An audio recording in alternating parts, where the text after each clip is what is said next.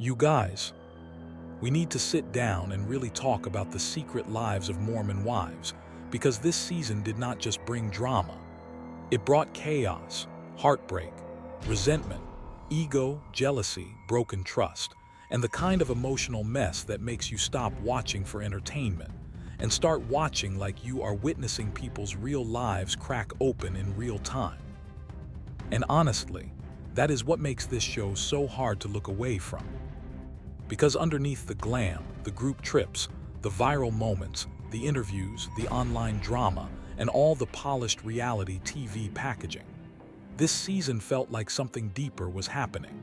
It felt like everyone was trying to hold together an image while their relationships, friendships, and identities were quietly falling apart behind the scenes.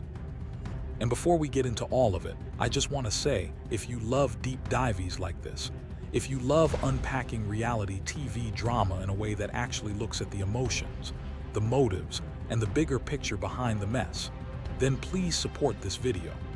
Like, subscribe, and stay with me all the way through, because there is so much to break down here, and every single storyline somehow connects back to the same thing. Fame changes people, pressure exposes people, and unresolved hurt always finds a way to come to the surface. Because this season, this was not just about petty drama. This was about people wanting different things, pretending they wanted the same things, and then exploding when the truth could no longer stay hidden. We've got the dads trying to become a thing.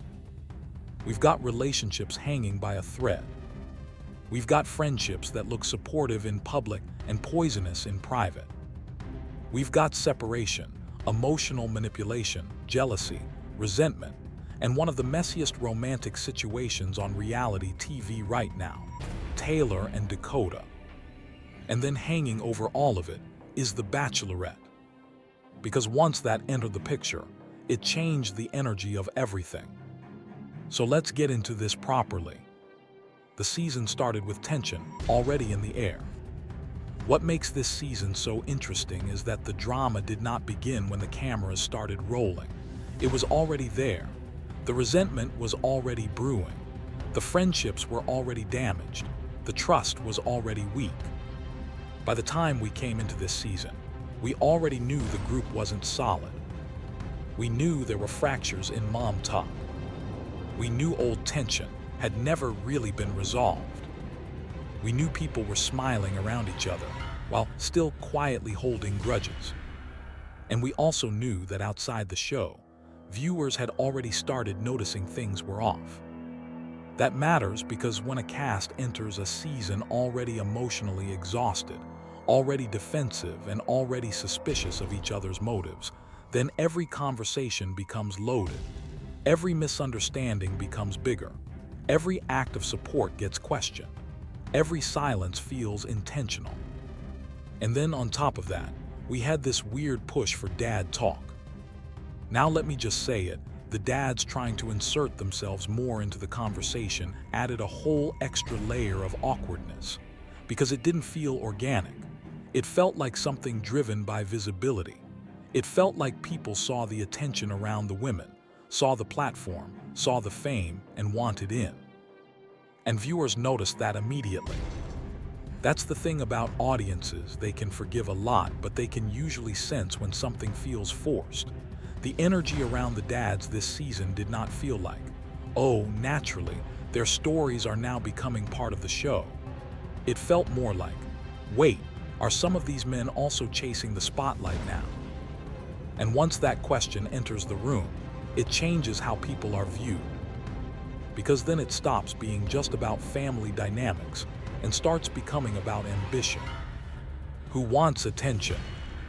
Who wants relevance? Who wants to be a character? Who wants control over the narrative? And that question, fame versus authenticity, honestly became one of the defining themes of the season. Taylor and Dakota, the relationship that keeps proving why it should end. Now we have to talk about the most exhausting, frustrating, emotionally draining relationship of the season, Taylor and Dakota. Because watching them is like watching two people repeatedly prove they are bad for each other, while still refusing to fully let go. And I think what makes this dynamic so hard to watch is not just that it is toxic. Reality TV is full of toxic couples. What makes this so hard to watch is how cyclical it is.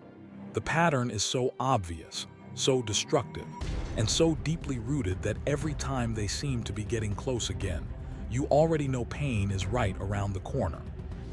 They hurt each other. They hide things from each other. They pull each other back in. They create emotional chaos.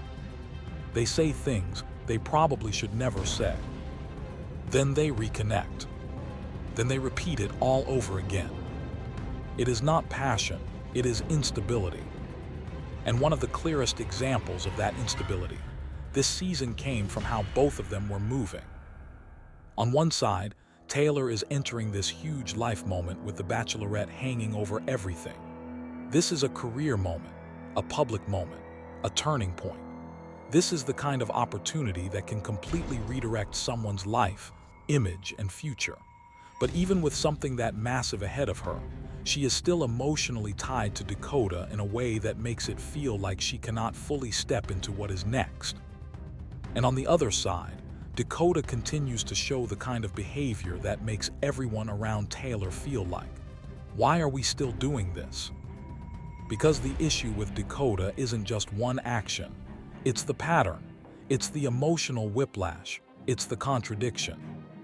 He can tell Taylor he loves her. He can tell her to save a rose for him. He can make her feel like there is still this intense, emotional connection. And then almost immediately, his behavior tells a completely different story. That's what is so damaging. It's not just betrayal, it's confusion. And confusion can keep people stuck longer than obvious cruelty, because confusion creates hope. It makes the other person think, maybe he really does mean it. Maybe he's just scared.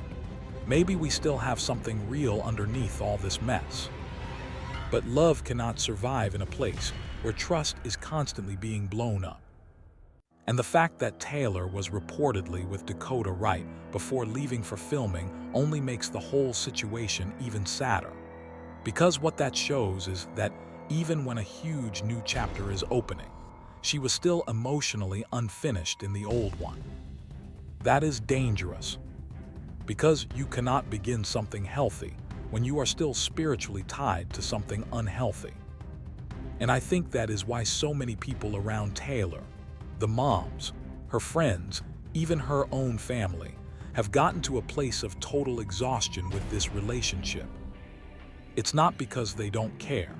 It's because they care too much and they have watched the same wound reopen over and over again.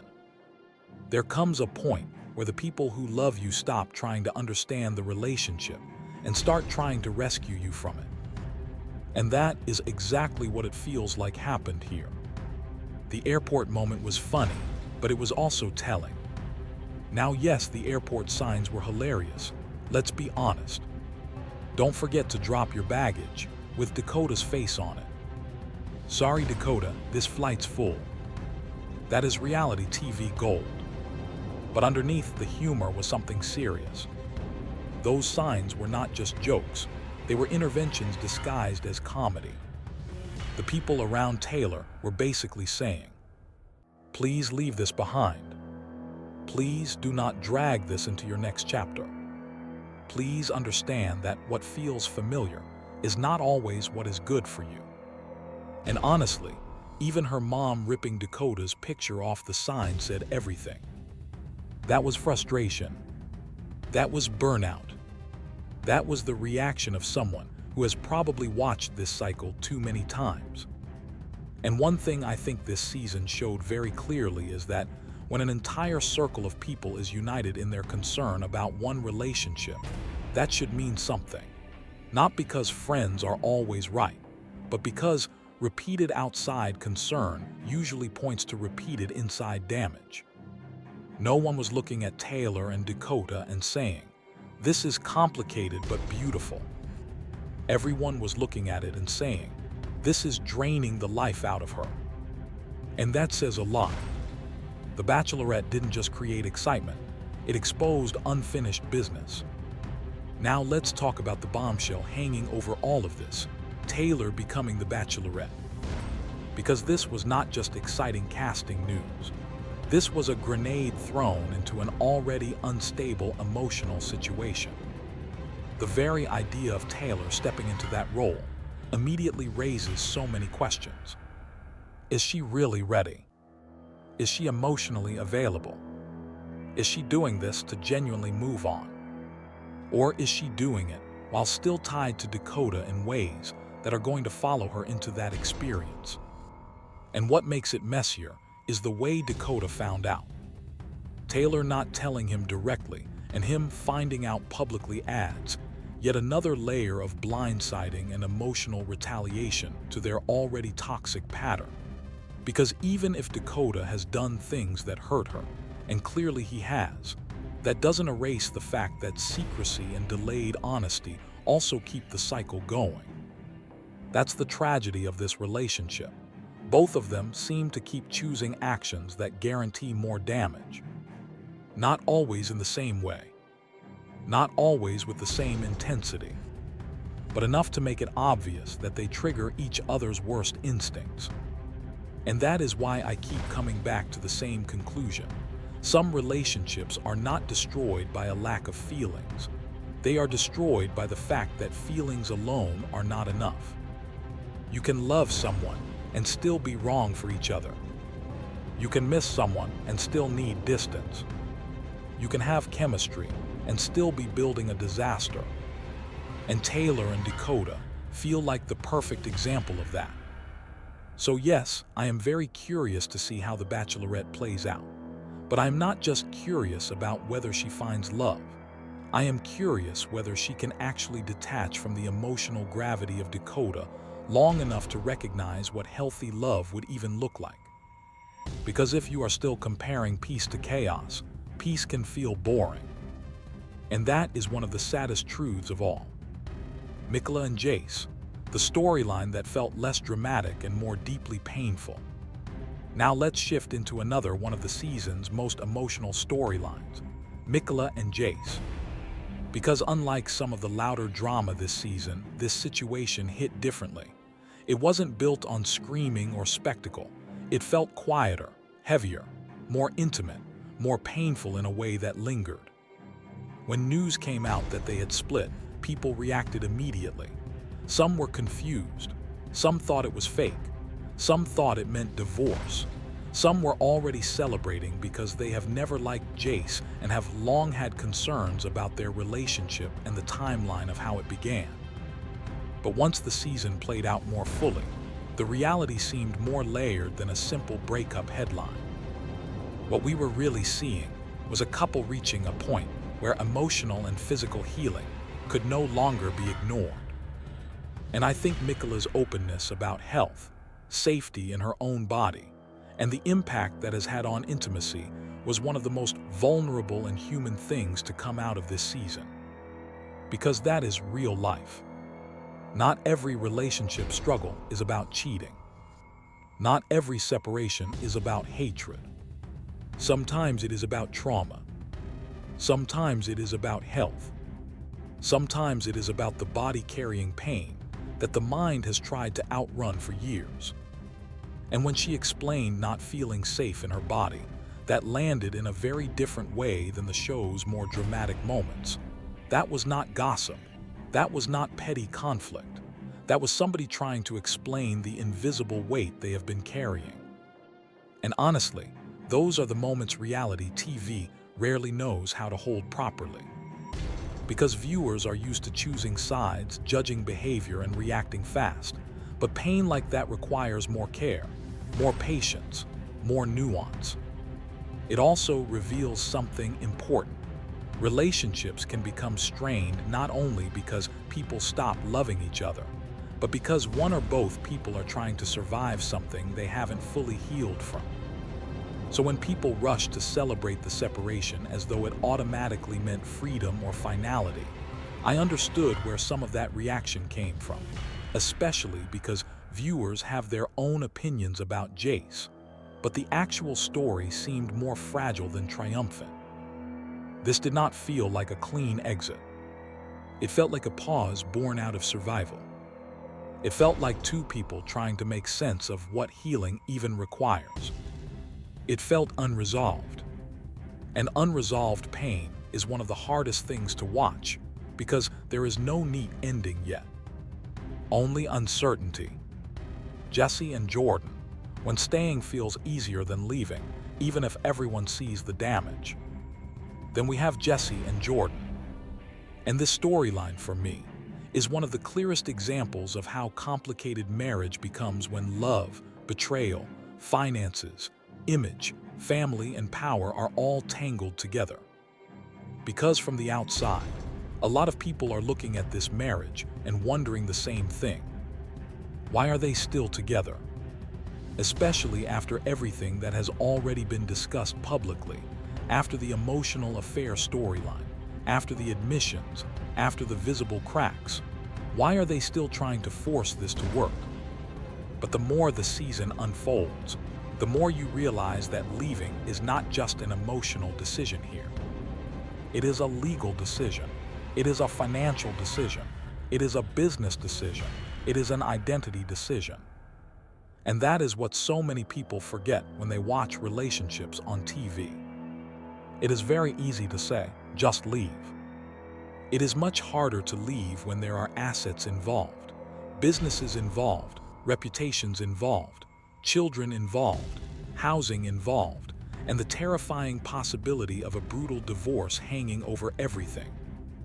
When Jesse talks about the prenup potentially being invalid because of technical issues, suddenly the stakes change. This is no longer just about whether the marriage is healthy. It becomes about what the cost of leaving might be. Alimony, half the business, a nasty divorce, a prolonged legal battle, public humiliation, more emotional warfare. And for a lot of people, especially women who have built something, the fear of what divorce could unleash becomes its own prison. So while many fans want Jesse and Jordan to split, and even people around her seem to question the marriage, the reality may be that staying feels more manageable than detonating the whole thing. At least for now. And that is sad in its own way. Because sometimes people do not stay because they are happy. They stay because the exit feels too expensive. Emotionally, financially, socially. And that creates a different kind of tragedy, not the dramatic kind, but the slow kind. The kind where a person starts calculating survival instead of imagining joy. Jen and Whitney, the friendship collapse everyone was waiting to understand. Now let's get into the feud that people were really waiting for this season to explain. Jen and Whitney. Because before the season even fully unpacked it, viewers already knew something had gone wrong. The energy was off. The friendliness looked forced. The public interactions were suspicious.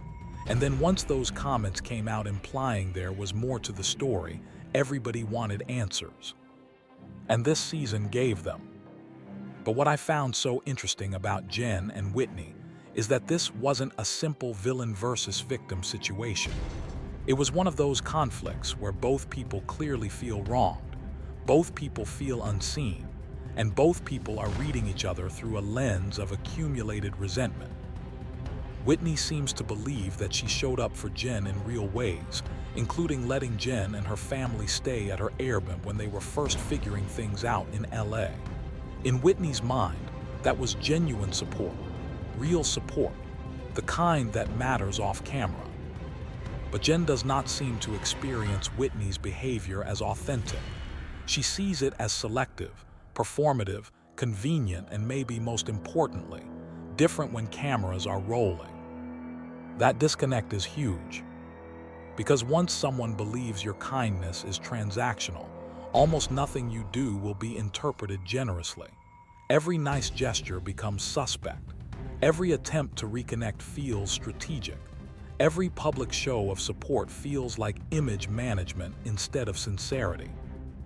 And on the flip side, if Whitney truly feels like she has supported Jen and been dismissed or underappreciated, then she is also going to come into every interaction with her own hurt and defensiveness. That is how these friendships rot. Not always from one major betrayal. Sometimes from repeated bad interpretations, unspoken jealousy, and emotional scorekeeping. And I think jealousy absolutely hovered over this storyline, whether anyone wanted to say it outright or not. Because when opportunities start coming in, TV opportunities, dance opportunities, entertainment opportunities, visibility, fan support, outside success, friendships can get very weird very fast. Especially if the friendship was never fully secure to begin with. The Broadway moment and the deeper issue underneath it. One of the biggest emotional fractures between Jen and Whitney seems to show up around the Broadway opportunity. Whitney is hurt that Jen already knew and said nothing. No congratulations, no excitement, no warmth, nothing. And from Whitney's perspective, that silence says everything. Because silence in moments of success can feel louder than open hostility. It can feel like jealousy. It can feel like bitterness. It can feel like someone is only able to receive support, not give it. And that seemed to be Whitney's underlying accusation. Jen expects people to rally around her, but does not extend that same energy when it is someone else's moment. Now, whether that is fully fair or not, I can understand why Whitney would feel wounded by that. If you are stepping into a huge opportunity and someone who is supposed to be in your circle reacts with emotional distance, it is hard not to take that personally. But at the same time, Jen's response suggests something deeper. She does not even see Whitney as a real friend anymore. And once that is true, the emotional rules change.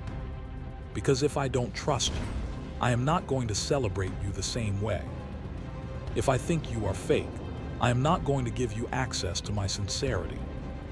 If I believe you are only kind when it benefits you, I am not going to reward that performance. That doesn't make the silence mature, but it does make it understandable. And then, of course, once the argument escalates and Whitney lashes out, the emotional damage worsens. Because yelling, cursing, and losing control does not help your case when the other person already thinks you are manipulative. It just confirms the fracture. Zach stepping in made everything messier. And then, because this season loves chaos, we get Jen's husband Zach entering the conflict. Now this changed the dynamic completely. Because once a spouse enters a friendship conflict, especially one already built on distrust and public scrutiny, the temperature rises instantly. What might have stayed between two women now becomes bigger, more confrontational, and frankly harder to resolve. Whitney thinks she is meeting with Jen, but instead she is faced with Zach. That alone shifts the energy from maybe this is a hard conversation to this is an ambush. And even if Zach felt he was defending his wife, the optics of that are messy. Because now Whitney is not just being told she hurt Jen. She is also being confronted by Jen's husband, who is clearly coming in already aligned, already defensive, and already convinced of his wife's version of events. That makes real resolution almost impossible. Whitney says she apologized. Whitney says her support was genuine. Whitney feels Jen's live stream comments after elimination made her look worse and sent more hate her way. And honestly, that piece is important too. Because in the age of fan culture, online hate becomes part of the conflict. It is not just we had a disagreement. It becomes, your words activated thousands of people against me. That changes the stakes a lot.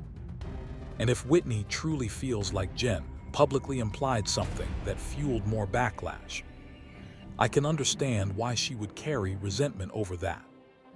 But again, this is what makes the whole situation so messy. Both sides feel manipulated by the other. Jen and Zach think Whitney is fake and calculating. Whitney thinks Jen is withholding, unsupportive, and willing to let public perception damage her. At that point, friendship is basically dead. What is left is just narrative control. Who gets to look right? Who gets sympathy? Who gets believed?